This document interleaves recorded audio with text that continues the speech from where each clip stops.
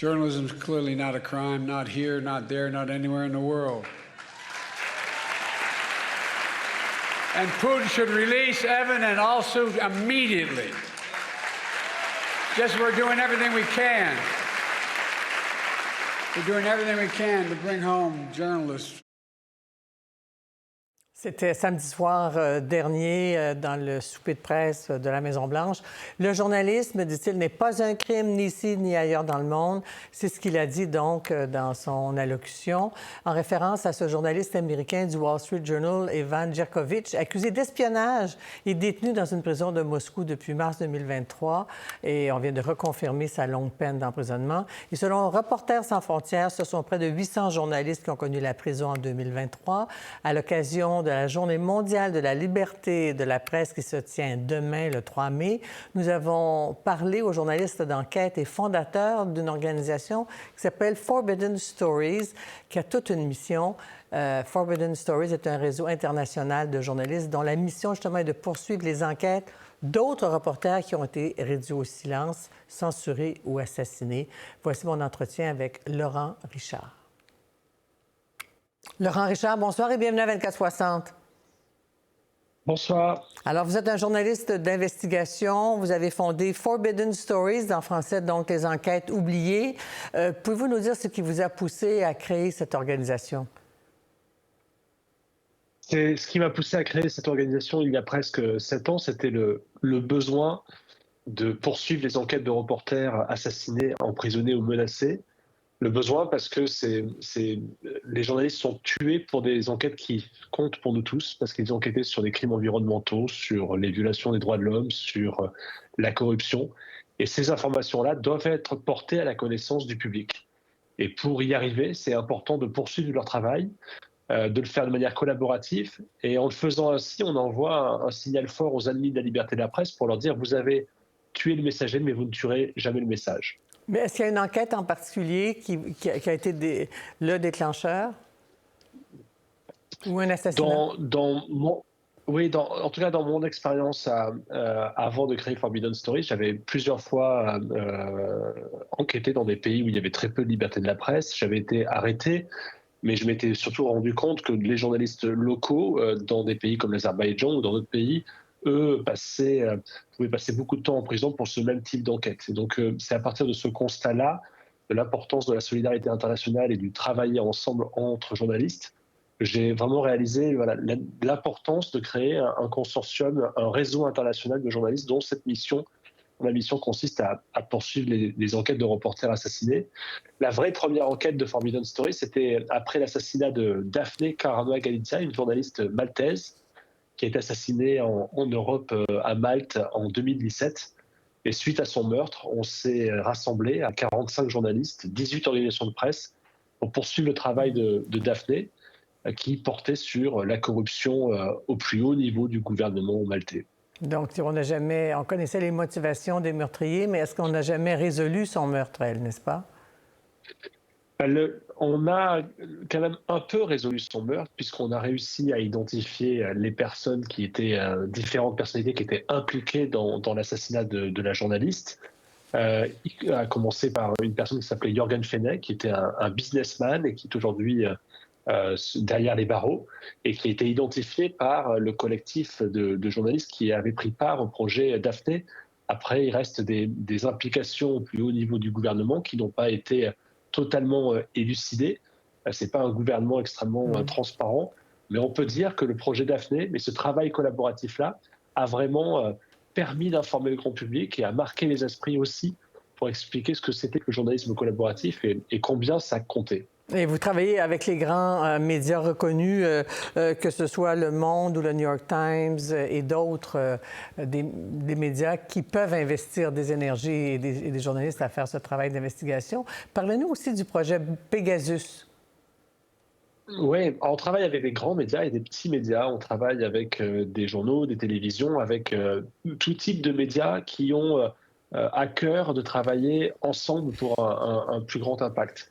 En parlant d'impact, oui, le projet Pegasus a eu beaucoup d'impact. C'était un projet qui avait pour point de départ l'accès à une fuite de données à 50 000 numéros de téléphone qui étaient les numéros de téléphone de cibles de personnes potentiellement espionnées par un logiciel qu'on appelle Pegasus et qui est vendu par la société NSO Group. On a travaillé là aussi avec plusieurs dizaines de journalistes partout dans le monde pour identifier les victimes à travers de nombreux pays de ce logiciel-là qui était pourchassé, traqué via leur téléphone par un grand nombre d'États qui utilisent ce logiciel. Parmi ces États-là, il y avait l'Azerbaïdjan, l'Arabie saoudite, le Mexique, des États qui avaient et qui ont une triste réputation en matière de droits de l'homme et qui utilisent ce logiciel pour espionner beaucoup d'opposants, de dissidents, des chefs d'État, mais aussi et surtout des journalistes pour essayer de savoir qui leur parle, pour les faire chanter et pour essayer de tuer l'histoire, voire pire, pour éventuellement préparer un meurtre. On sait que depuis le 7 octobre, des dizaines de journalistes, près d'une centaine de journalistes, je pense autour de 80-90, qui ont déjà été tués à Gaza. C'est un triste record, n'est-ce pas? Oui, c'est un triste record. C'est même bien plus grave qu'un triste record, puisqu'on a rarement vu ça dans l'histoire. C'est aussi une zone dans laquelle aucun journaliste étranger ne peut aller. C'est une sorte de trou noir de l'information où des journalistes encore en vie depuis Gaza essayent d'envoyer des images, essayent de raconter ce qui se passe, mais c'est extrêmement difficile. Et c'est une situation historiquement très rare. On a rarement vu une zone du monde aussi coupée, où les journalistes n'ont pas le droit d'accéder, avec un grand nombre de journalistes aussi empêchés, visés, blessés, alors même qu'ils essayent de raconter ce qui se passe. Et quand des crimes de guerre sont commis, dans tout type de conflit, on a besoin de journalistes pour raconter ce qui se passe. Et sans journalisme, il n'y a pas d'information, et sans information, il n'y a pas de démocratie possible. Si je me fie aux chiffres de Reporters sans frontières, plus de 800 journalistes ont été emprisonnés en 2023. Plus de près de 600, ils sont encore en 2024. Plusieurs journalistes aussi assassinés. Les pays les plus meurtriers ou plus dangereux, nous, juste à côté de chez nous, il y a le Mexique quand même. Oui, le Mexique fait depuis longtemps partie des pays où il y a le plus grand nombre de meurtres, mais il y a aussi Haïti, Honduras, il y a des pays où on ne tue pas mais on emprisonne, il y a des pays où les journalistes sont forcés à l'exil, comme en Égypte. On est dans une époque ou dans un monde où les journalistes continuent d'être assassinés et où le taux d'impunité reste aussi élevé. Ce qui est aussi grave, c'est la mort du journaliste et l'impunité qu'il y a derrière, puisque c'est notre responsabilité à tous derrière d'élucider ce meurtre et de faire en sorte que ceux qui ont tué les journalistes soient traduits devant la justice. Or, dans nombreux de ces États où les journalistes sont assassinés, il y a un tel niveau de corruption, la plupart du temps, que la justice ne passe pas, la justice n'est pas donnée. Et donc c'est aussi pour ça qu'on existe à Forbidden Stories. C'est pour utiliser le journalisme pour défendre le journalisme et faire en sorte que l'histoire ne meure jamais. Le président Biden, il y a quelques jours, disait qu'il allait tout faire pour faire libérer Evan Gershkovich du Wall Street Journal, qui est emprisonné en Russie depuis déjà plus d'un an. Est-ce que vous êtes optimiste?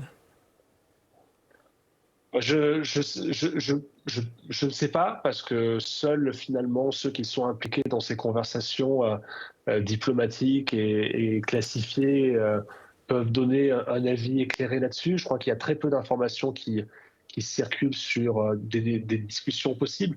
Ce qui est sûr, c'est qu'il fait sans doute partie d'une conversation plus large entre la Russie et les États-Unis. Les journalistes, depuis longtemps, en Iran, en Russie ou ailleurs, ont souvent servi de monnaie d'échange pour obtenir en contrepartie la libération d'un criminel arrêté ici ou là. Donc il est sans doute tombé dans ce jeu-là de diplomatie, de capitale à capitale, où se jouent encore d'autres intérêts. Évidemment, on peut avoir également une pensée pour ces femmes iraniennes qui tentaient de faire des reportages sur les protestations en Iran et qui sont aussi condamnées pour de nombreuses années de prison. Il y en a aussi au Bélarus. Donc, on est un peu impuissant devant ces situations ou pas?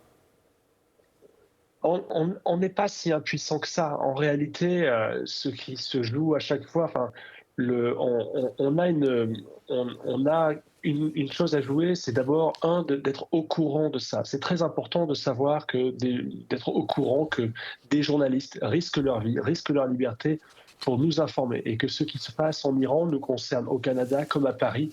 Il y a des jeux diplomatiques entre ces États-là. Il y a parfois du commerce, il y a des relations. Et donc, on doit être au courant de ça. Ensuite, c'est très important de savoir ce que font nos dirigeants par rapport à ces sujets-là. On l'a vu avec le meurtre de Jamal Khashoggi, assassiné par les Saoudiens de la manière la plus violente possible.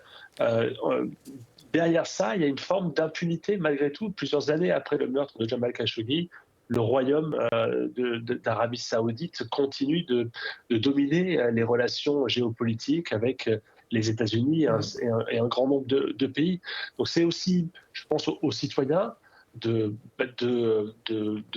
solliciter aussi leurs dirigeants et de savoir ce que chacun de nos pays fait au regard de la liberté de la presse dans le monde. Alors, Laurent Richard, journaliste d'investigation, cofondateur de Forbidden Stories, qui poursuit le travail d'enquête de ces journalistes emprisonnés ou assassinés. Merci de nous avoir parlé de ces situations éprouvantes et injustes et qui soulèvent l'indignation à la veille de cette Journée internationale de la liberté de presse. Merci beaucoup. Merci à vous. Merci beaucoup.